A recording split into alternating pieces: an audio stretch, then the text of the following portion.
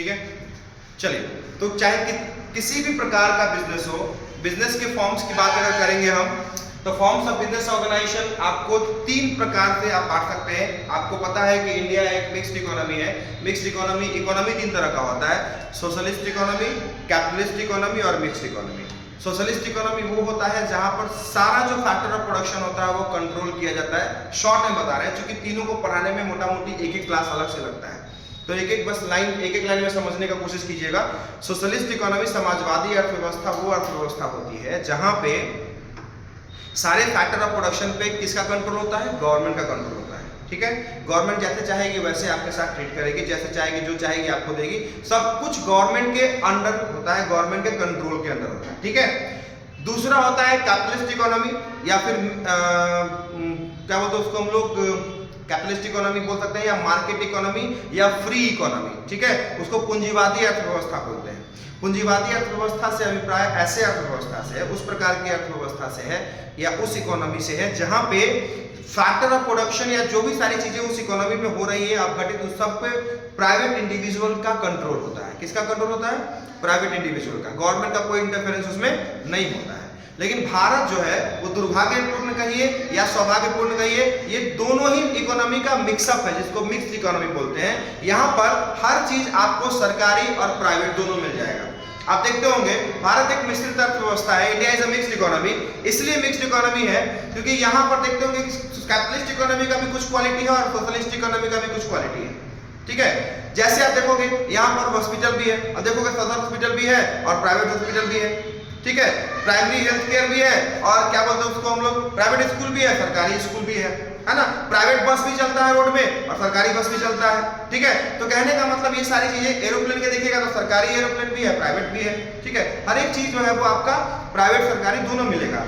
Private individual और जो government है पब्लिक सेक्टर का है वो भी आपको मिलेगा। तो ये मिक्स्ड इकोनॉमी में ही अवेलेबल होता है, बाकी जगहों पर ये अवेलेबल नहीं होता है। विश्व में जितने भी सारे देश हैं उसे मोटा मोटी अगर देखा जाए वर्ल्ड के सभी कंट्रीज में कोई ना कोई इकोनॉमी वो कंट्री एक्सेप्ट एडॉप्ट करती है कि हाँ भाई हम हमारे देश में कैपिटलिस्ट इकोनॉमी होगा। जैसे देखोगे कि अमेरिका, इटली, फ्रांस, यूके जो भी है ये सब जो है वो कैपिटलिस्ट इकोनॉमी फॉलो करता है, कैपिटलिस्ट इकोनॉमी को फॉलो करते हैं। दूसरा जो है वो जैसे इंडिया हो गया, रशिया हो गया, ये सब मिक्स्ड इकोनॉमी को फॉलो करता है। रशिया पहले सोशलिस्ट इकोनॉमी अडॉप्ट करती थी, अब समाजवादी अर्थव्यवस्था, अब वो मिक्स्ड इकोनॉमी अडॉप्ट कर ली है। ठीक है, उसके बाद आप देखेंगे कुछ कंट्रीज है जैसे देश, अब दुनिया में बहुत कम ही कंट्रीज बच गई है जो सोशलिस्ट इकोनॉमी को यूज करती है। ठीक है, तो ये कहने का मतलब है आपको, अब जितनी भी कंट्रीज है सब में बिजनेस, बिना बिजनेस का तो मतलब इकोनॉमी का इमेजिनेशन ही पॉसिबल नहीं है। किसी भी अर्थव्यवस्था का की कल्पना जो है वो बिना बिजनेस का पॉसिबल नहीं हो सकता है। ठीक है, चलिए सबसे पहले तो बात करें बिजनेस ऑर्गेनाइजेशन कितने प्रकार का होता है। तो बिजनेस ऑर्गेनाइजेशन जनरली देखा जाए तो बिजनेस ऑर्गेनाइजेशन 5 प्रकार के होते हैं। कितने प्रकार के? अगर प्राइवेट देखा जाए, प्राइवेट सेक्टर में देखा जाए तो 5-6 प्रकार के होते हैं। देखिए यहाँ बिजनेस ऑर्गेनाइजेशन के फॉर्म्स को बांटने से पहले, फॉर्म्स ऑफ बिजनेस ऑर्गेनाइजेशन मतलब बांटने से पहले, बिजनेस ऑर्गेनाइजेशंस के फॉर्म्स को बांटने से पहले हम ये देखेंगे कि बिजनेस ऑर्गेनाइजेशन होते कितने सेक्टर में है। तो पहला देखेंगे प्राइवेट सेक्टर, जिसको बोलते हैं निजी क्षेत्र। क्या बोलते हैं? निजी क्षेत्र। दूसरा है सार्वजनिक क्षेत्र, जिसको बोलते हैं हम लोग पब्लिक सेक्टर। क्या बोलते हैं? और तीसरा होता है मिश्रित क्षेत्र। प्राइवेट सेक्टर पहले समझते हैं। प्राइवेट सेक्टर क्या होता है? प्राइवेट सेक्टर या प्राइवेट सेक्टर बिजनेस ऑर्गेनाइजेशन ऐसे ऑर्गेनाइजेशन को बोलते हैं जिनमें सारा जो बिजनेस है, all the business are controlled and managed by the private individuals. व्यक्तिगत मतलब किसी खास व्यक्ति के द्वारा या किसी निजी व्यक्ति के द्वारा, निजी क्षेत्र के द्वारा जिस बिजनेस ऑर्गेनाइजेशन को एस्टैब्लिश किया जाता है, रन किया जाता है, मैनेज किया जाता है, तो उसको हम लोग बोलते हैं private sector business organization. Is that clear? Private sector business organization, निजी क्षेत्र व्यावसायिक उपकरण। ठीक है, देखोगे क्या क्या है इसमें। तो इसमें आपको आगे बात करेंगे, पहले हम प्राइवेट समझ लेते हैं, फिर पब्लिक समझ लेते हैं, फिर मिश्रित समझ लेते हैं, फिर तीनों के अंदर जो चीजें हैं उसको हम लोग पढ़ेंगे। अब प्राइवेट सेक्टर हो गया जिसमें कि all the business are managed and run by the private individual, या जिसको बोल सकते हैं प्राइवेट पर्सन, इंडिविजुअल। जैसे मान लीजिए हम आप कोई भी तरह का कोई व्यक्ति अब कोई बिजनेस करना चाहे, मान लो कोई पेट्रोल पंप खोलता है, कोई मिठाई का दुकान चलाता है, कोई कपड़ा का दुकान चलाता है, कोई कंपनी चलाता है, कोई पार्टनरशिप करता है, तो प्राइवेट ही है ना, सरकारी तो नहीं है।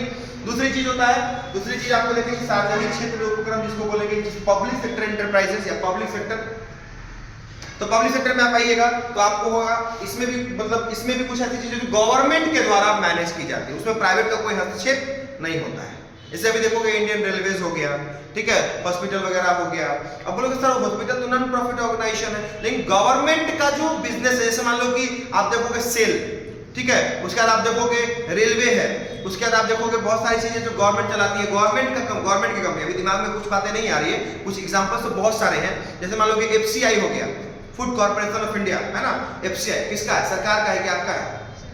ठीक है। उसका देखोगे क्या बोलते हैं उसको हम लोग, डॉक वगैरह जो होता है, जो मतलब अब तो बहुत सारी चीजें गवर्नमेंट ने उसको टेंडर दे दिया प्राइवेट इंडिविजुअल्स के हाथ में, जिसको निजीकरण बोलते हैं, प्राइवेटाइजेशन। सरकारी उपक्रम का जब ट्रांसफर हो जाता है प्राइवेट इंडिविजुअल के हाथों में तो उसको प्राइवेटाइजेशन कहते हैं। समझ रहे बात? जैसे पहले कोई, जैसे मुजफ्फरपुर की बिजली, हम जिस शहर में रहते हैं, इस शहर की बिजली व्यवस्था देखेंगे तो पहले बिजली यहाँ सरकारी कंपनी के द्वारा चल रही थी, सरकार के द्वारा बिजली लोगों को प्रोवाइड कराई जाती थी। अब क्या है, वो बिजली का जो उत्पादन है वो तो अभी भी सरकारी या प्राइवेट कर रही हो तो उत्पादन अपने जगह पे करे, लेकिन बिजली का जो डिस्ट्रीब्यूशन हो रहा है वो प्राइवेट कंपनियां कर रही हैं। ठीक है, लोग सही से बिल नहीं चुकाते थे, बहुत सारी परेशानियां होती थी। सरकार अब क्या करे, सरकार चलाए कि आप एक एक इंडिविजुअल से केस लड़े या फिर उनके साथ डिस्प्यूट करें, तो सरकार ने कहा कि जाओ हम प्राइवेट ही कर देते हैं। अब प्राइवेट करने से सरकार को फायदा है, लोगों से जितना सरकार को पहले मिलता था, गवर्नमेंट को पहले मिलता था, उतना अभी भी मिल रहा है। लोगों को घाटा है, लोगों ने खुद अपने पैर पे कुल्हाड़ी मारा। अगर सही से सब कुछ चल रहा था, वैसे चलने देते तो 2 रुपया कम बिजली बिल लगता हमारा। अब प्राइवेट आ जाने के कारण क्या हुआ कि उसका भी तो अपना कमीशन जोड़ेगा वो, उस पे कॉस्ट तो वही पड़ रहा है आपको। पहले मान लो बिजली 5 रुपए आपको मिल रहा था तो आप उसको देने में कतराते थे, चोरी करते थे, अक्सा फंसाते थे, बहुत सारी चीजें करते थे। अब क्या हुआ कि अब सरकार ने कहा कि जाओ हम ये सब जो झमेला से दूर हैं, किसी का 1 लाख बिल हो गया, किसी का 2 लाख बिल हो गया, दे ही नहीं रहा है, तो सरकार ने कहा कि जाओ हम ये सब चीज झमेला से दूर हैं, हम प्राइवेट के हाथ में दे देते हैं, वो अपने उससे लेगा तुमसे। ठीक है, अब लोग क्या करते हैं, 7 रुपए देने के लिए भी तैयार है। तो 2 रुपया जो बीच का कमीशन जो प्राइवेट आया वो खा रहा है ना बीच का, तो इससे नुकसान सबको है, सबका चल रहा है। इसी तरह से इकोनॉमी चलती है, इकोनॉमी इसी तरह से चलती है। कोई भी इकोनॉमी हो, कितनी भी बड़ी इकोनॉमी हो, कितनी भी छोटी इकोनॉमी हो, वो इसी तरह से चलती है। बात समझ में आ रही है? अब चलिए, तो ये हो गया। अब कुछ कंपनियां ऐसी होती है जिसको, जैसे कुछ बिजनेस ऑर्गेनाइजेशंस ऐसे हैं जो गवर्नमेंट के द्वारा पूरी तरीके से मैनेज और रन की जाती है, तो उसको बोलते हैं हम लोग पब्लिक सेक्टर एंटरप्राइजेस। क्या बोलते हैं? एक होता है मिश्रित, ज्वाइंट सेक्टर। ज्वाइंट सेक्टर जिसमें कुछ प्राइवेट सेक्टर, कुछ पब्लिक सेक्टर मिलकर दोनों चलाते हैं, उसको बोलते हैं मिश्रित। क्या बोलते हैं? मिश्रित। ठीक है, इसमें गवर्नमेंट का भी कुछ हिस्सा होगा, प्राइवेट इंडिविजुअल्स का भी कुछ हिस्सा। Is that clear? अब चलो सर थोड़ा सा इसको बात करते हैं। सर मेरी क्षेत्र में अगर हमको व्यवसाय करना है, हमको अगर बिजनेस करना है या आपको कोई बिजनेस करना है, व्यक्तिगत रूप से बिजनेस करना है, अपने किसी सरकार के या किसी सरकारी संस्थान से कोई हेल्प नहीं लेना है, कोई तरह का कोई काम नहीं करना, अपने इंडिविजुअल व्यवसाय को रन करना है, आगे चलाना है, तो हम 5-6 तरह का व्यवसाय कर सकते हैं। सबसे पहला तो है, अब इसमें बोलेंगे नॉन इनकॉर्पोरेटेड और इनकॉर्पोरेटेड क्या होता है। नॉन इनकॉर्पोरेटेड का मतलब होता है जिसका रजिस्ट्रेशन, जिसका पंजीयन आवश्यक नहीं है, जिसको इनकॉर्पोरेटेड बोलते हैं। क्या बोलते हैं? Non incorporated. क्या बोलते हैं? नॉन इनकॉर्पोरेटेड मतलब अब कोई पान का दुकान खोल रहा था, सरकार से रजिस्ट्रेशन लेके खोलेगा। कोई अकेले किराना का दुकान गांव में खोला दरवाजे पे, तो क्या सरकार से रजिस्ट्रेशन लेके खोलेगा?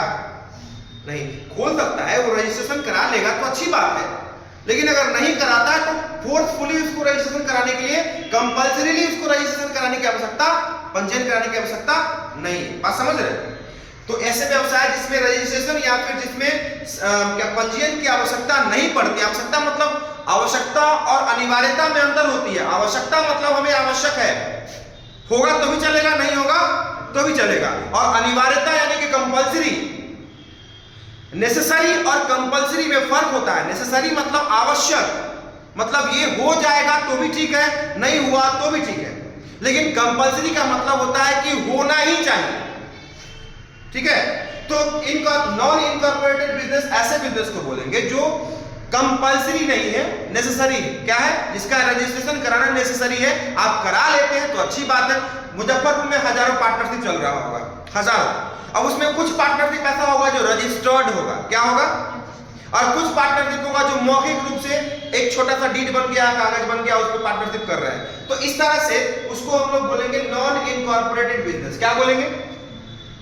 जिसकी जरूरत नहीं है संचालन रजिस्ट्रेशन की, तो पंजीयन हो गया, सॉरी पार्टनरशिप हो गया, सोल ट्रेड हो गया, पार्टनरशिप हो गया, ज्वाइंट वेंचर हो गया। ज्वाइंट वेंचर समझते हैं, पार्टनरशिप क्या है, सोल ट्रेड क्या है पहले समझिए। सोल ट्रेड मतलब जब एक बिजनेसमैन अकेले बिजनेस में पैसा लगाता है, बिजनेस की सारी एक्टिविटीज को करने का कोशिश करता है या फिर एम्प्लॉयज को रख के करवाता है, सारा बिजनेस का रिस्क लेता है और सारा प्रॉफिट लॉस भी खुद ही बियर करता है, तो उसको क्या बोलते हैं, सोल ट्रेड। अरे बुझा। चलो दूसरा है पार्टनरशिप, जब दो या दो से ज्यादा लोग मिलकर किसी व्यवसाय का संचालन करते हैं, पूंजी लगाते हैं, बिजनेस एक्टिविटीज करते हैं, रिस्क लेते हैं, शेयर करते हैं आपस में रिस्क, तो उसको पार्टनरशिप कहते हैं। और लास्ट में प्रॉफिट लॉस होता है तो भी बांटते हैं आपस में, और आपस में जो प्रॉफिट लॉस बांटेंगे वो एक पूर्व निर्धारित दर से बांटेंगे, ये ना कि प्रॉफिट होने के बाद वो ज्यादा लेगा हम कम लेंगे, पहले से डिसाइडेड रहता है कि हाँ 10 रुपया प्रॉफिट होगा तो 6 रुपया तुम रखोगे, 4 रुपया हम रखेंगे, या 10 रुपया प्रॉफिट होगा तो 5 रुपया तुम रखोगे, 5 रुपया हम रखेंगे, ऐसे करके पहले से डिसाइड होता है। Is that clear? इसको पार्टनरशिप कहते हैं। तीसरा है आपका ज्वाइंट वेंचर। ज्वाइंट वेंचर क्या होता है, टेम्पोररी पार्टनरशिप को हम लोग ज्वाइंट वेंचर कहते हैं। पार्टनरशिप में क्या होता है, नाम होता है, ज्वाइंट वेंचर में कोई नाम नहीं होता। ज्वाइंट वेंचर पार्टनरशिप में अंतर भी रहता है, क्वेश्चन कई बार आता है कि डिफरेंस दीजिए, डिफरेंस बताइए या फिर डिस्टिंग्विश कीजिए ज्वाइंट वेंचर और पार्टनरशिप में। Is that clear? ये भी है आपका। तो ज्वाइंट वेंचर और पार्टनरशिप में डिफरेंस बोलेगा, संयुक्त साहस क्या होता है, तो टेम्पोररी पार्टनरशिप को ज्वाइंट वेंचर कहते हैं। एक लाइन में आपसे कोई पूछे कि ज्वाइंट वेंचर क्या है, संयुक्त साहस क्या है, तो टेम्पोररी पार्टनरशिप को ज्वाइंट वेंचर कहते हैं। सर एग्जांपल दीजिए, जैसे मान लीजिए कि छठ पूजा आ रहा है, तो नारियल मिलकर के दो आदमी ठेला एक नारियल का ढेर लगा दिए, बेच लिए, पटाखा मिलकर बेच लिए, टेम्पोररी, महीना 2 महीना 4 महीना वो बिजनेस हुआ, काम खत्म, अपना अपना करें। अब गर्मी आ रही है तो तरबूजा का ढेर लगा दिए, ठीक है, सीजनल कोई धंधा कर लिए, तो उसको बोलते हैं टेम्पोररी पार्टनरशिप। एक जैसे घर बना रहे हैं तो 3 गो ठेकेदार मिलकर वो बिल्डिंग बड़ा सा बना दिया, अकेले की बस की बात नहीं थी, तो तीनों आदमी मिलके, अब जब वो बिल्डिंग पूरा हो जाएगा तो हमारा काम पूरा हो जाएगा, उसका तो हम लोग अपने अपने घर चले जाएंगे, ठीक है। तो ये चीजें होती है, देखते होंगे 2 कंपनी मिलकर के वो पुल बनाती है, तो ज्वाइंट वेंचर बोलते हैं उसको। क्या बोलते हैं? उसका भी तो हिसाब किताब होगा ना भैया, तो उसका हिसाब किताब होगा तो उसका निपटारा इस हिसाब से होगा, ज्वाइंट वेंचर के हिसाब से होगा। Is that clear? Joint Hindu family business. Joint Hindu family business क्या है? ज्वाइंट हिंदू फैमिली बिजनेस जब एक संयुक्त हिंदू फैमिली, अब बोलोगे सर मुस्लिम फैमिलीज का क्या होगा, उसका जो हिसाब किताब है वो मुस्लिम लॉ बोर्ड तैयार करती है, उसका उसमें हम लोग दिमाग नहीं लगाएंगे, जो सिलेबस में रहेगा उसी को हम लोग पढ़ाएंगे। तो ज्वाइंट हिंदू फैमिली बिजनेस जरूरी नहीं है कि ज्वाइंट फैमिली सिर्फ हिंदू में ही हो, मुस्लिम्स का भी मुस्लिम्स का भी आपका ज्वाइंट फैमिली होता है ना, दादाजी हैं, फिर उसके बाद 2 बेटे हैं, फिर 2 बेटे के 2 बेटे हैं, ऐसे करके जो है, तो मतलब परिवार में कुल मिला के 8-10 लोग हो गए। तो परिवार के सभी सदस्य, एक ज्वाइंट हिंदू फैमिली के सभी सदस्य मिलकर एक कॉमन बिजनेस में, जो सबसे जो परिवार का मुखिया जो सबसे बड़ा होता है उसके अंडर काम करते हैं, तो उसको बोलते हैं हम लोग ज्वाइंट हिंदू फैमिली बिजनेस। क्या बोलते हैं? जैसे दादाजी, घर में सबसे बुजुर्ग दादाजी, एल्डेस्ट मेल मेंबर, सबसे बुजुर्ग जो मेल मेंबर होता है, उसके अंदर में वो सारे लोग मिलकर के 2005 से पहले ज्वाइंट हिंदू फैमिली बिजनेस में महिलाओं को नहीं बता दिए हैं, पहले भी तो बता चुके हैं आप लोगों को। ज्वाइंट हिंदू फैमिली बिजनेस में 2005 से पहले महिलाओं को मान्यता नहीं दी जाती थी कि उनको मेंबर नहीं समझा जाता था, लेकिन 2005 के बाद ज्वाइंट हिंदू फैमिली बिजनेस में महिलाओं को भी हिस्सा दिया गया, उनको भी बाकी मेंबर्स की तरह उनको भी जगह मिल रहा है, ठीक है, समझिएगा बात। तो ज्वाइंट हिंदू फैमिली बिजनेस एक ऐसा बिजनेस है जिसमें सारे लोग, परिवार के सारे लोग मिलकर के जो एल्डेस्ट मेल मेंबर होता है उसके अंडर काम करते हैं। आप लोग सबसे अच्छा एग्जांपल देखे होंगे, एक फिल्म देखे होंगे बाहुबली, देखिए उस बाहुबली फिल्म में क्या है, बाहुबली में जो शिवगामी देवी होती है, बाहुबली की माँ, जानते हैं फिल्म देखे आप लोग? तो उसमें क्या है कि शिवगामी देवी जो होती है, तो उनके जो हस्बैंड होते हैं, मतलब बाहुबली के चाचा, तो वो अपाहिज होते हैं। तो राजा जो है ना, वो परफेक्ट बंदे को बनाया जाता है, अपाहिज को राजा नहीं बनाया जाता। जो डिजेबल है उसको, अब उसको कहोगे अपाहिज, अपाहिज को हम लोग थोड़ा शब्द अलग यूज करते हैं कि पैर से प्रॉब्लम है उनको, या फिर वो हैंडीकैप्ड है, तो ये कहेंगे तो थोड़ा इंग्लिश वर्ड होता है ना, बड़ा स्टैंडर्ड लगता है सुनने में। इंग्लिश में कोई गालियों दे रहा हो तो अच्छा लगता है कि अरे गाली दे रहा है, इंग्लिश में दिया है, ठीक है, लेकिन वही हिंदी में दीजिएगा देहाती भाषा में तो वो तो खराब लगता है लोगों को, क्योंकि जल्दी समझ में आ जाता है। तो अपाहिज बोले होंगे तो हो सकता है कि आपको खराब लगेगा, चाहे वीडियो में भी लोगों को खराब लगेगा, लेकिन वो हैंडीकैप बोल दिया तो बड़ा अच्छा लगेगा। उसको डिफरेंटली एबल बोला जाता है, डिजेबल को डिफरेंटली एबल बोला जाता है। क्या बोला जाता है? Differently able. उसको they call me disable, I call my self differently able. तो वो मतलब उनका पैर डैमेज था, लंगड़ा के चलते हैं, फिल्म देखिएगा तो समझ में आएगा। तो वो जो है वो राजा का पद खाली रहता है। दोनों बेटा उनका छोटा रहता है, दोनों का मतलब उनका अपना बेटा भल्लाल देव और बाहुबली, जिसके माता पिता एक्सपायर किए रहते हैं। अब क्या होता है, तो वो राजा नहीं बना, अपने हस्बैंड को राजा नहीं बनवाती है, राजा उनका हस्बैंड बन भी नहीं पाता है। यही सब होता है विवाद, इसी से बड़ा बड़ा महाभारत हो जाता है। राजा बनने के लिए महाभारत होता है। तो उस तरह से अब हुआ क्या कि वो शासन करना चाहेंगी तो शासन कर सकती है, लेकिन वो शासन नहीं करती है।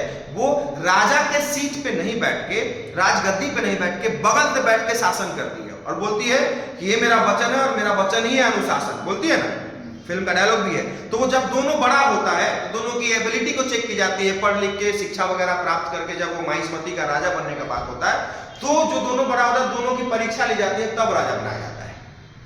वो बगल से, वो चाहती तो क्या राजा की गद्दी पे नहीं बैठ सकती थी। तो भारत शुरू से पुरुष प्रधान रहा है, ये हम नहीं कह रहे, ये हिस्ट्री कह रहा है। तो मतलब इल्डेस्ट मेल मेंबर जो होगा, अगर दादाजी मर गए तो दादाजी के पास सबसे बड़े जो होंगे वही भाई होंगे, कर्ता होता है ना, तो वो होते हैं। तो कर्ता के अंडर काम करके सारे फैमिली के लोग मिलकर, बहुत अच्छा टॉपिक है, बहुत इंटरेस्टिंग है, समझ में भी आसानी से आ जाता है। तो चैप्टर भी है, आप चैप्टर पढ़ेंगे तो ज्यादा अच्छे समझ में आएगा।